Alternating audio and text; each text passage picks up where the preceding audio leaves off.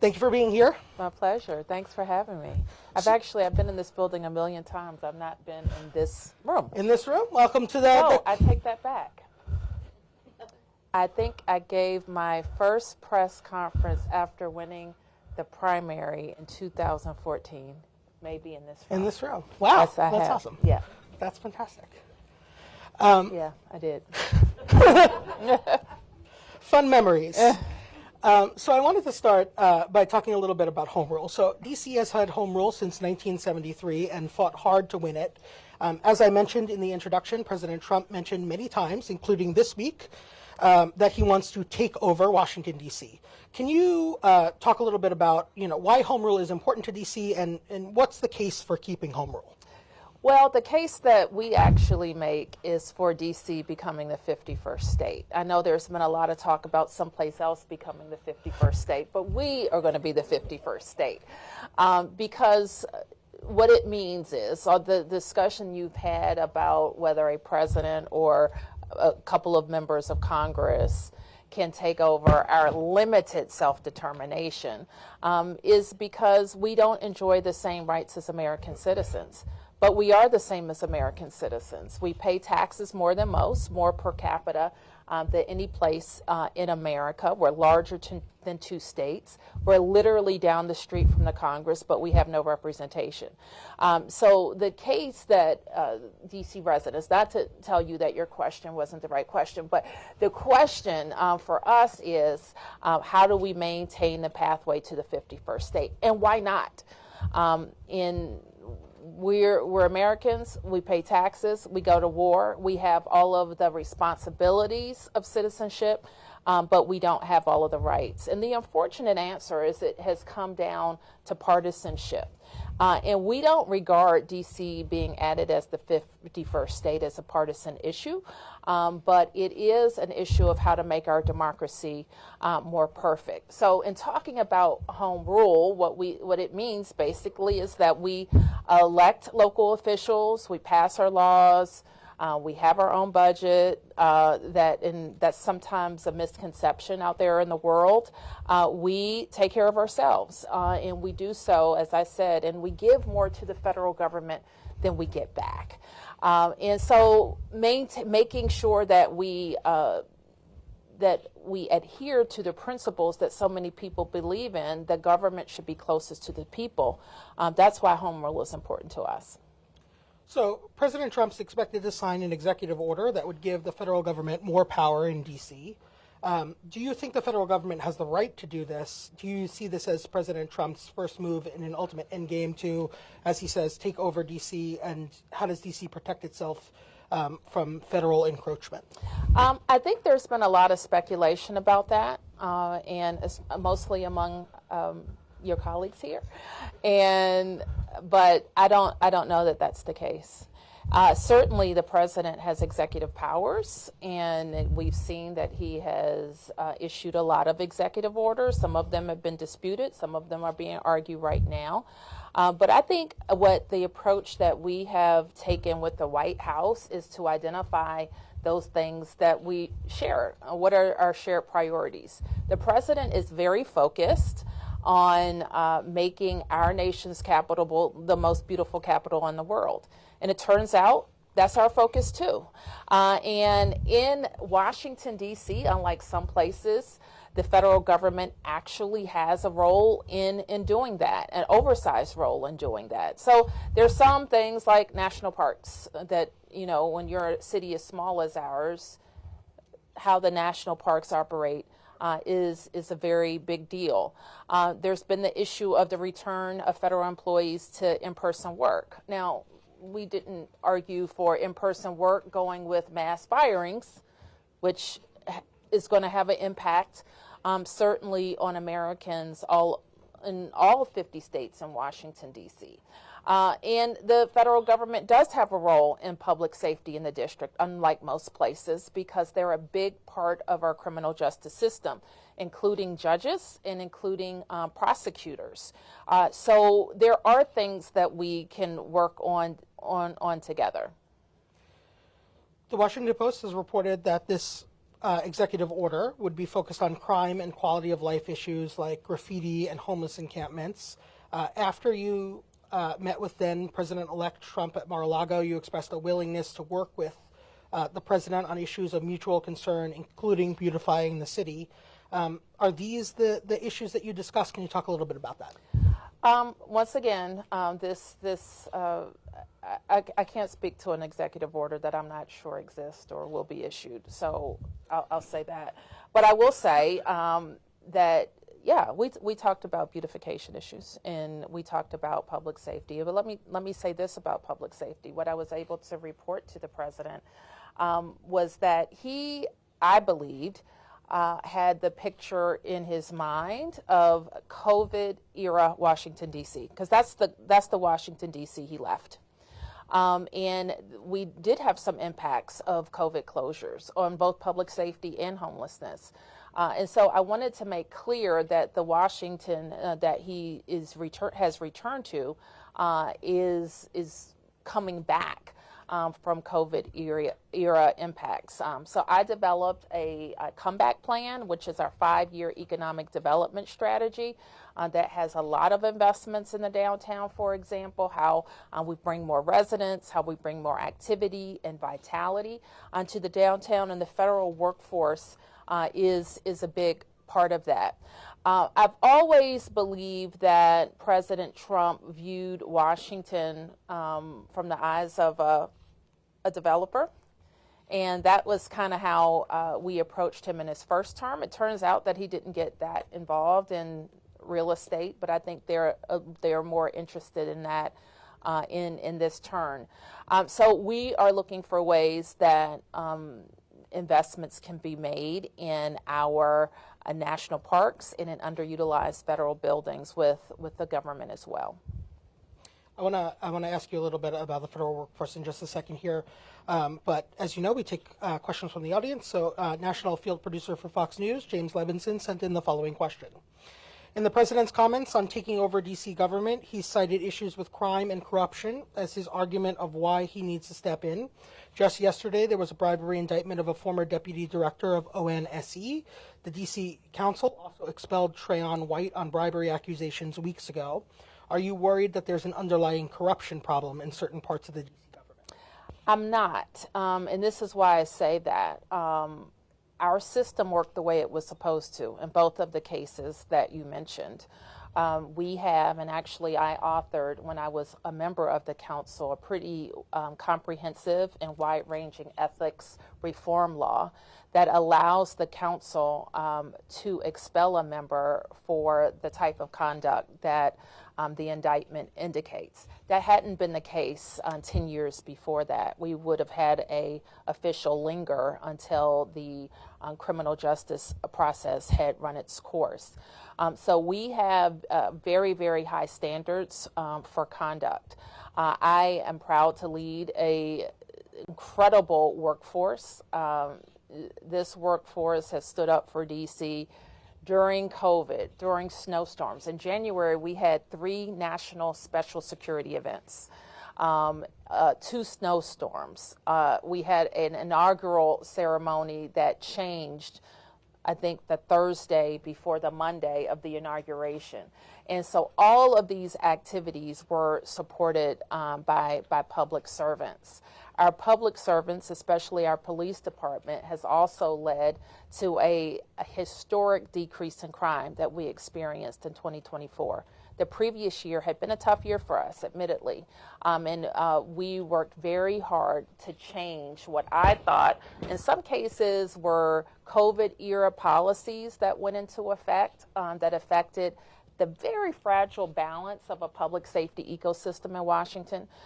We worked with the council to really reset the laws. And in my view, we had to get a better focus on accountability for violent crime. And we've been able to do that. and we're seeing the impacts of that. So, but those are all our police officers that go to work every single day. Our teachers have been incredible. We just got our kind of the national report card scores, and we see DC public schools outpacing urban school districts around the country. And those are our teachers who are going in classrooms and really moving kids in reading and math. So we're proud of the work of our workforce. But having said that, people know that they have to follow the rules, and if they don't, then there are very real consequences.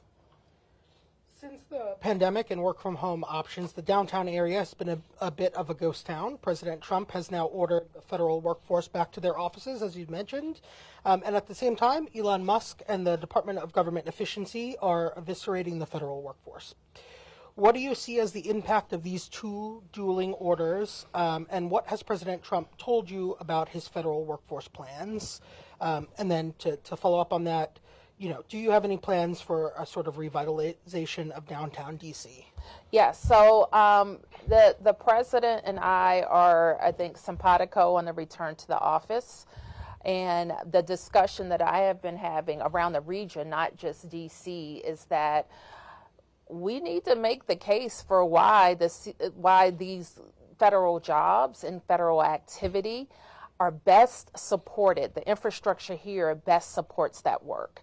And that's what we do. When we talk about the federal government, let me be clear.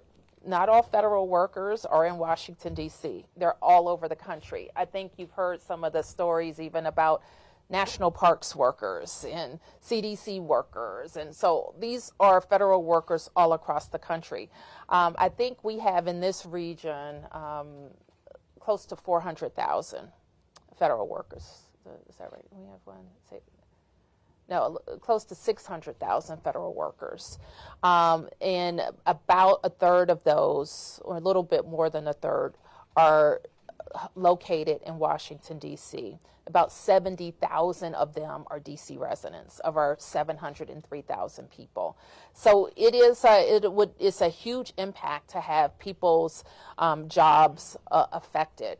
And so our really focus is on making sure we're being supportive of our residents and calling on the government to not use a chainsaw, but figure out which jobs we need and which jobs we don't. And that can be done in a orderly way and in a humane way.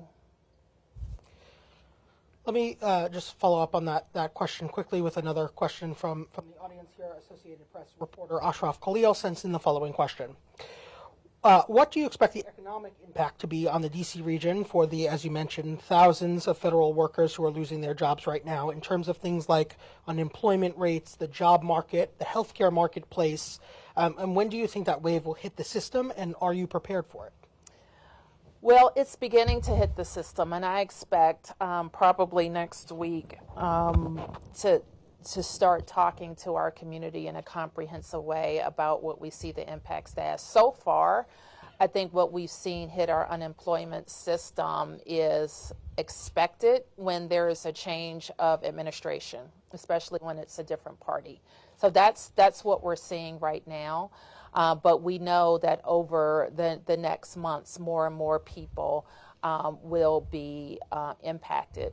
Now, the thing that we will need the White House and the President's cabinet is to work with all of us about how unemployment, with the separations that they're making, will work for government workers. I want to pivot. I want to ask a little bit about crime in D.C. The D.C. Police Union has said that the force is staffed at dangerously low levels, the lowest number, they say, in 50 years.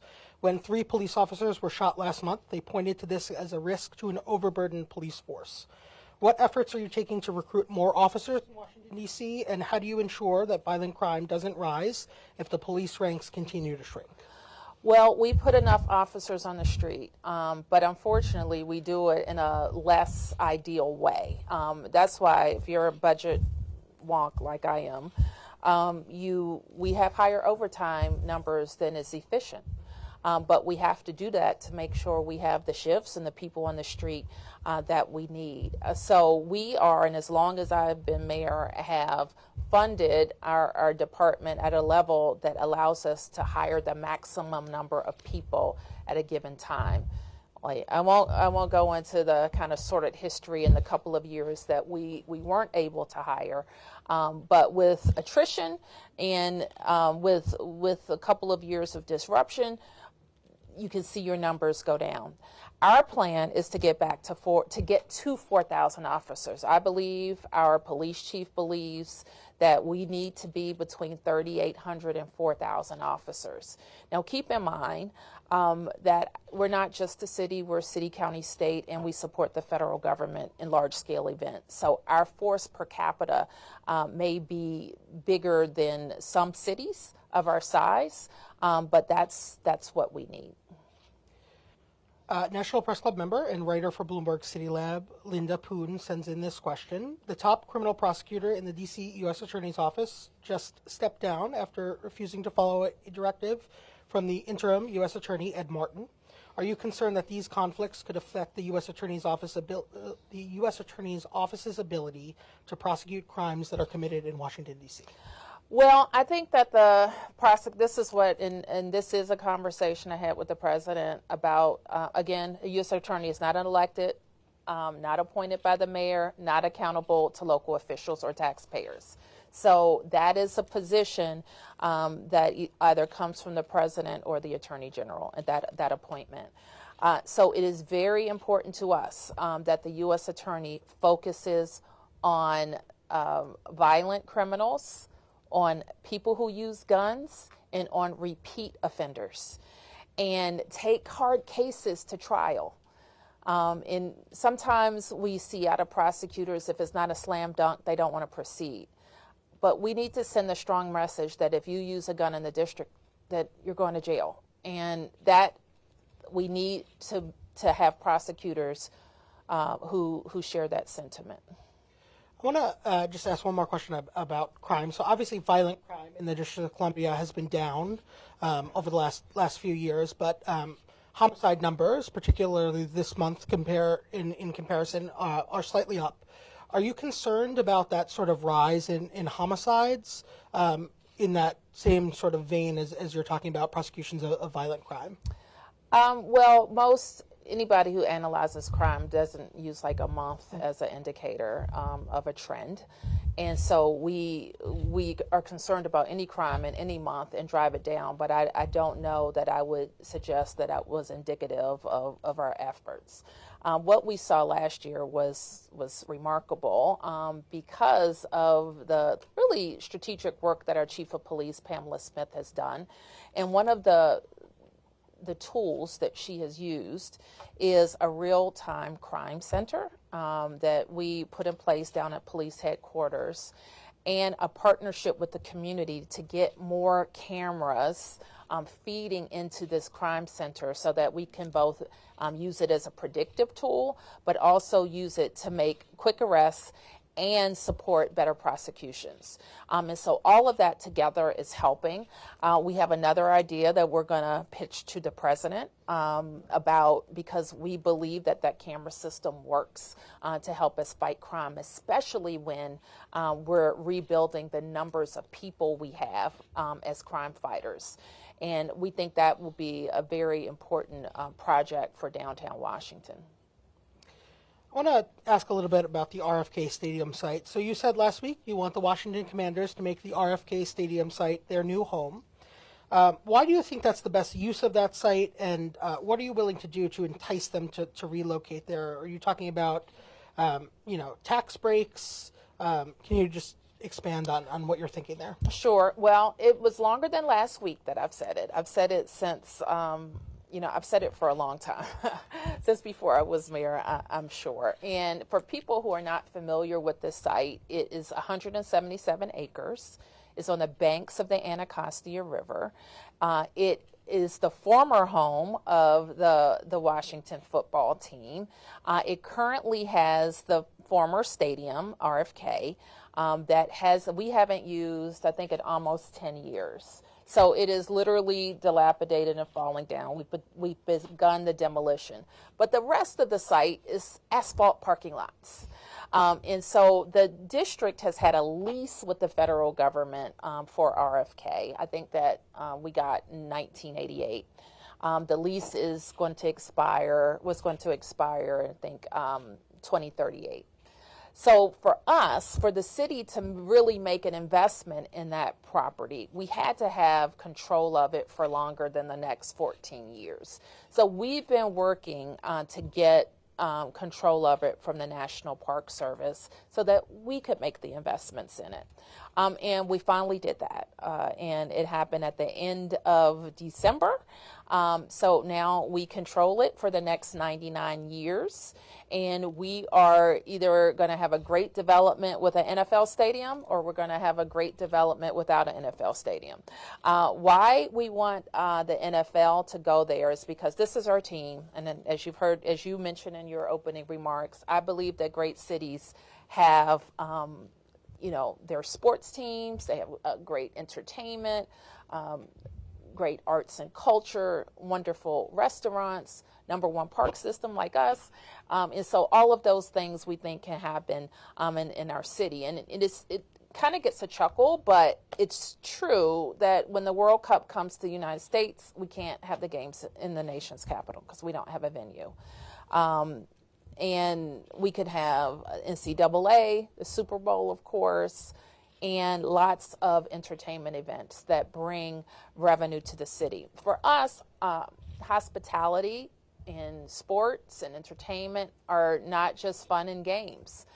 They employ a lot of DC residents with good salaries and contribute to our bottom line. So we saw with Navy Yard and the wharf that redevelopment there led to increases in rent and housing prices. What will you do at the RFK Stadium site to keep that from happening while still creating what you've described as world-class development? Well, what we've actually seen is when we build more housing, we have seen a less steep increase, like half the national average over the last 10 years in rent increases. And that is directly related to the amount of supply we put in the market for housing. We've created 36,000 new units, and we did it ahead of schedule. And because we've increased the supply, our rents have been blunted, and rent increases have been blunted almost half than the national average. But we see the kind of housing crisis as a big one for our nation that we have to confront. I'm leading a task force right now with the National League of Cities to talk about how cities can work with the federal government on these housing issues. But even from when I started, what it takes to build affordable housing, the cost of labor, the cost of materials, inflation, have just exploded. And for cities to continue to be partners with the private sector, we're going to have to be innovative and have great federal partnerships. I want to ask this question from National Press Club member and freelance journalist Pat Host. What is the maximum seating capacity that you're willing to support at a new stadium at RFK? I think what we've seen, and I think there's some flexibility there. Certainly we want to have something that's going to be, that works for the team and that works for our economics. And I think that the new stadiums are in the range of 60 to 70,000. I want to pivot a little bit to housing here for a second and follow up on something that you said. So you recently introduced the Rental Act of 2025 aimed at supporting existing affordable housing, creating more affordable housing and making it easier to evict people charged with violent crimes. Affordable housing has been a focus of your administration since you've taken office. Why did you take this up as a core issue for this city? And can you assess for us where things stand in terms of reaching your goals for housing in the district and what else still needs to happen? Sure. So we introduced the Rental Act, and I would kind of break it into two buckets. The first bucket is kind of rebalancing what I call our policy environment, similar to what I said about public safety. COVID caused a lot of changes to the law, changes that were meant to help during the period of time where people couldn't work or people were sick or businesses were closed. And some of those policies and operations have had a tail. And so we have to change the policies. We have to address the kind of operational issues that are keeping people and landlords and tenants from having the relationship that they had before COVID. And focusing on the fact that we won't have safe, affordable, and well-kept affordable housing if people aren't paying their rent. So we're addressing in one half of the bill, like the 30% of people who we think are using the system to not pay their rent. And it's having an effect on the 70% of the people who are doing exactly what they should and what they're contractually obligated to do. So that's part of it.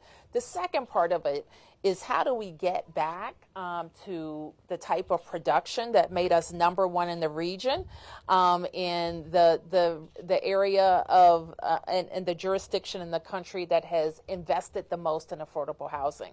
So we have to get back to that level of production that got us to 36,000 units. And part of that is looking at our laws, and one of them is around, we have a law that focuses on allowing renters to be able to buy their units, affordable units. So this, where we've made some tweaks to the TOPA law that ensures that TOPA is focused on affordable housing, not all housing, and that like transactions, financial transactions aren't kind of swept up in the law. And so these are some things. This TOPA law hasn't been modernized since it was created, and we think it's necessary to do now so that we can be #1 again. Now, when I was elected 10 years ago, our biggest issue in this city was how do we stay affordable for more people? Because we are we do have a hot economy. People do want to live here. People are starting their businesses here. And the thing that I always remind people of, like even in this space of time when the Census Bureau put out their most recent report, which was the fastest growing state in America? Washington, D.C. So people vote with their feet. So they're moving here, so we have more people who lived here than before the pandemic. Our schools came back faster. And so it is important that we continue to have this be a city that people choose to live, and affordability, housing affordability is like the #1 thing on their list.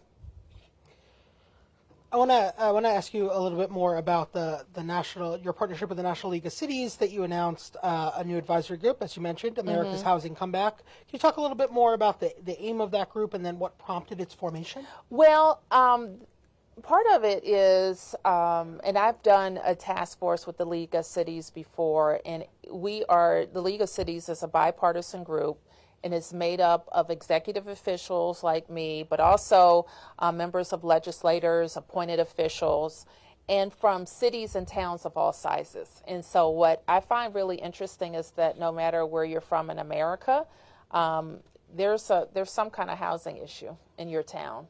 And so having the league that has the staff and the resources to make our case to federal lawmakers is hugely important.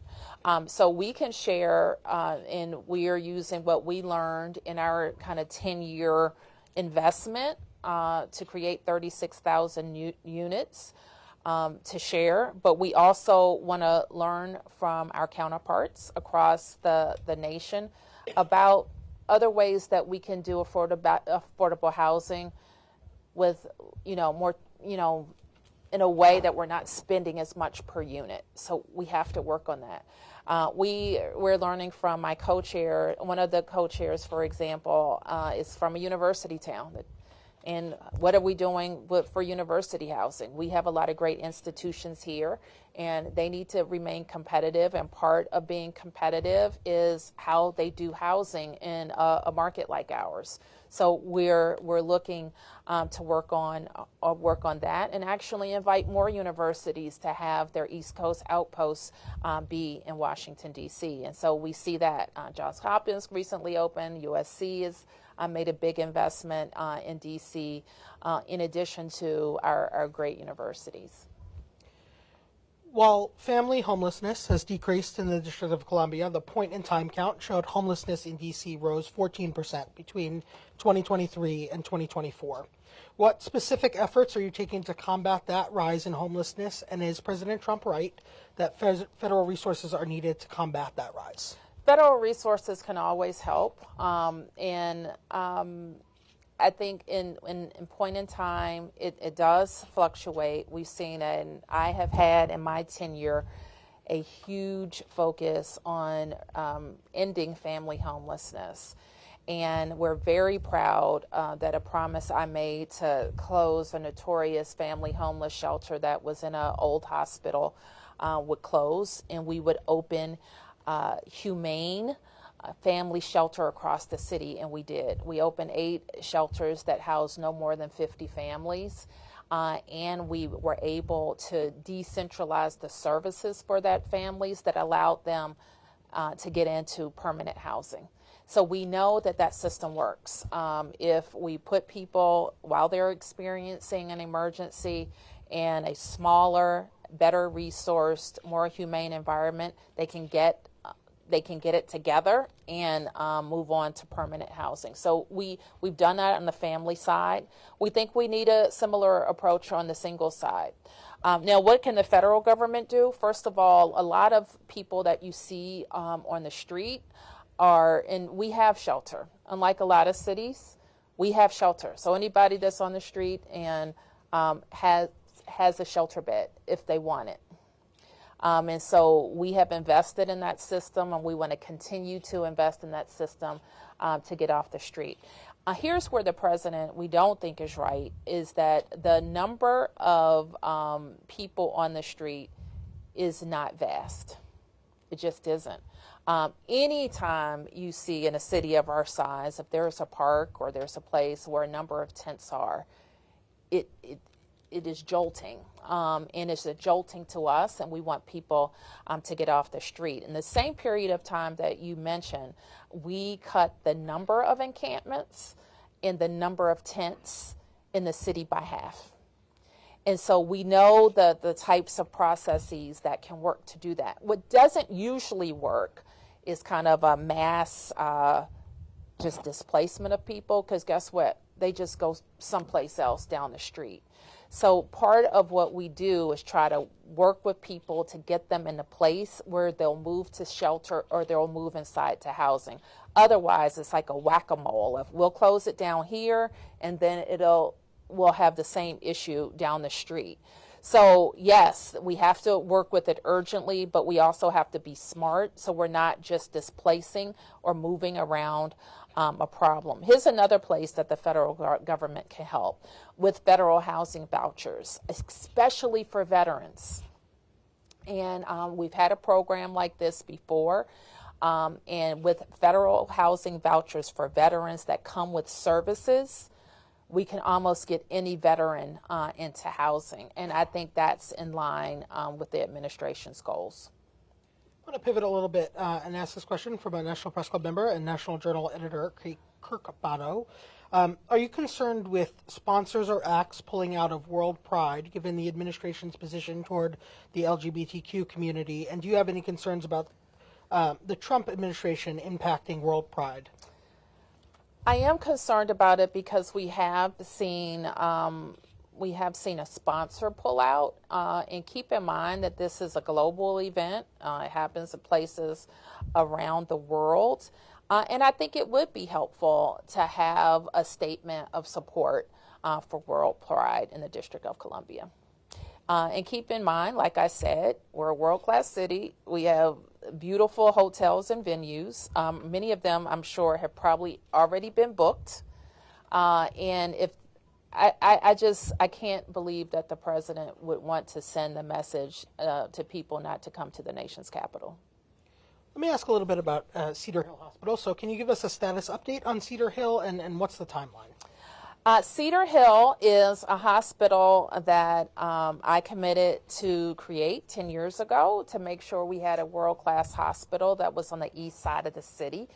For people who are not as familiar with DC, part of our city is divided by a river, the other part by Rock Creek Park. So you can kind of think of DC in three parts. Well, the part east of the Anacostia River did not have a fully functioning hospital with the quality of care that we expected, and we believed that we had to create a new hospital to get that done. So we have a great partnership with GW Health and their physicians who are going to work there. We've built the hospital over the course of the last several years, and we expect to open April 15th. Can you talk a little bit about, another topic that's been in the news lately? The president has obviously taken over part of the Kennedy Center and Kennedy Center's board. Can you talk a little bit about that? Do you have any concerns about what's happening there, the events that are already happening there, the move on the board, and the resignations that have happened? Well, let me just first say that David Rubenstein is an American treasure, and he chaired the board. And he has contributed a lot of his personal wealth to what he calls patriotic philanthropy. Everything from support with the Washington Monument when it was damaged, to important archival pieces at the National Archives. Even I think he even supported bringing our pandas back to the National Zoo. So he didn't operate in that role as chairman in some kind of what shall I say, honorific capacity. Like, he worked and he's smart. Like, he built a great company. And so I think we've just been honored to have his leadership. And similarly, Deborah Rutter has been a great leader of the Kennedy Center for 11 years. Now, it turns out that both of them had already announced that they would be moving on, but in a way that allowed for a smooth transition. So I don't know the current leadership. I was on the board call where Mr. Grinnell was appointed, so I will look forward to meeting him. And I hope that the organization, like, they book out a couple of years in advance. So canceling shows is bad for the arts community. It's bad for our reputation in the arts community, in locally and around the world. But it's also bad for business. And like I said, people come to it's a local institution, but it's America's arts center. So people come from around the country to see shows. And so I don't know how we benefit at all from canceling shows and affecting economic development. So when you say you want to have a beautiful capital like we do, you can't also undercut the ways that we have a beautiful capital. And so we have to support the arts. So people probably don't realize this about DC, but we have the second highest number of theater seats in America, only second to New York. So we have a very active art scene here where we have wonderful productions and wonderful productions that are for everyone. I want to ask a couple more local questions here. So one from the audience: the housing voucher system is deeply troubled. Support for new tenants is severely lacking, and landlords are taking financial advantage of this program. What is being done, or what will you do about it? Well, I don't know if I would agree with everything that was said in that question, but I will say this, is that we have created intermediate step. We had our council funded a couple years ago just a big number of vouchers, and our charge was to get them out and get them out quickly. And we worked on a program that we believe would work. But I think what we need is what we discovered, that is we can't take a person who was living on the street and just put them in a unit even with support. People are struggling. So we bought recently, and this is our strategy, to look across the city, but especially in places where we know we can get people to come inside.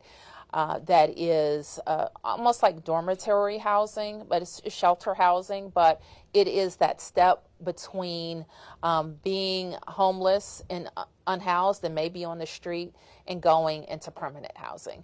And so we believe that that's the strategy to work, a bridge housing, if you will, and that's how we want to use our vouchers. Let me ask another local question here. This one comes to us from National Press Club member and freelance journalist Pat Host. Ronnie Clark was killed on Christmas Eve in Northeast D.C. when a driver hit him and fled the scene on foot, leaving Clark trapped under the car. 2 months later, there have been no arrests by MPD. Clark died at the scene. Why hasn't there been more of an effort by your office in particular or MPD to get community help to bring this killer to justice? I will. Let me look into that. I'll take that as a note to look into. Certainly, our police are very aggressive about investigating traffic incidents just as much as any other violent crime. So I'll need to be updated on that. Sure.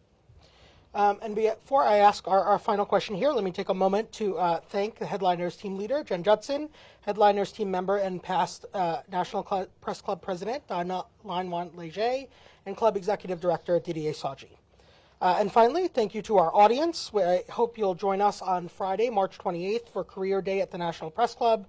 If you're looking for your next journalism or communications job, you'll have the opportunity to meet recruiters, get training, and update your headshot and more. It's also my honor to present our guest with the coveted National Press Club mug. Thank you. Thank you. I hope you use it all the time. We'll close with a final question here. Two, actually, final questions here, if you don't mind. You ask really fast. So, yeah. We've been knocking through them here. We've got a lot of questions in. I'm very experienced at this.